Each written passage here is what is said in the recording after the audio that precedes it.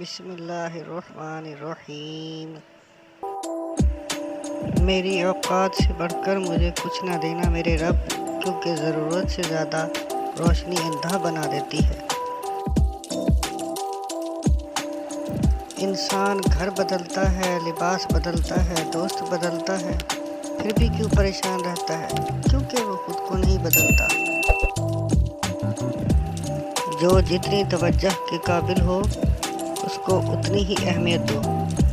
کم ظرف لوگوں کا حد سے زیادہ خیال رکھو گے تو اہمیت کھو دو گے۔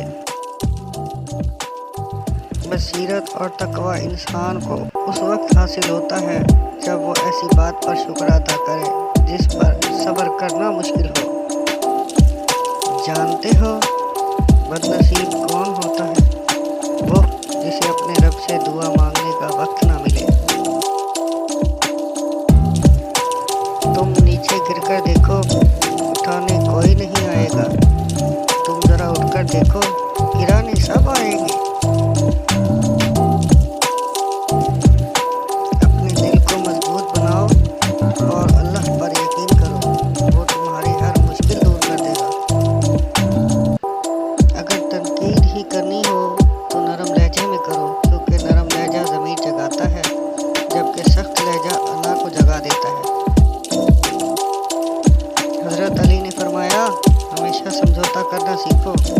تھوڑا سا جھک جانا کسی رشتے کو ہمیشہ کے لیے توڑ دینے سے بہتر ہے۔ قسمت پہیے کے چکر کی مانند گھومتی ہے، جو کبھی اوپر جاتا ہے کبھی نیچے آتا ہے۔ تم بھی جب اوپر جاؤ تو نیچے والوں کا ہاتھ تھام لو، کیونکہ اگلے چکر میں تمہیں ان کی ضرورت پڑ جائے گی۔ کچھ لوگ اپنی اکڑ کی وجہ سے قیمتی رشتے کھو دیتے ہیں۔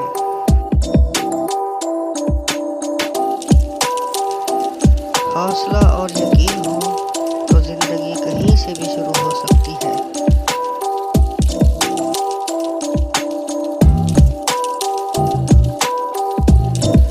معاف کر دینے سے انسان کی اپنی روح پاک ہو جاتی ہے۔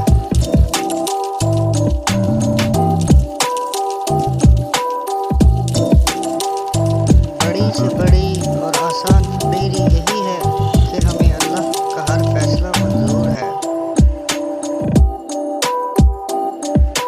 انسان کی لالچ کا پیالہ کبھی نہیں بھرتا، کیونکہ اس میں ناشکری کے سوراخ ہوتے ہیں جو اس کو کبھی بھرنے نہیں دیتے۔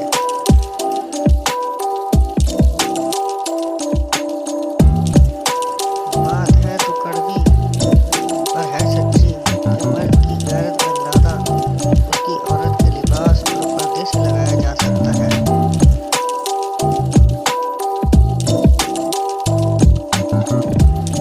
زندگی ایک ہی کپڑے کو 100 دفعہ پہن کر گزاری جا سکتی ہے۔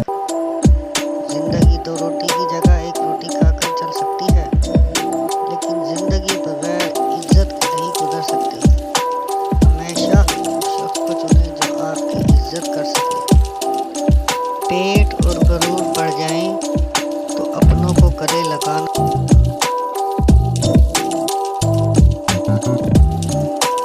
اور جب آپ اس زمین کو چھوڑیں گے، آپ کی میراث وہ ساری محبت ہوگی جو آپ نے پیچھے چھوڑی ہے۔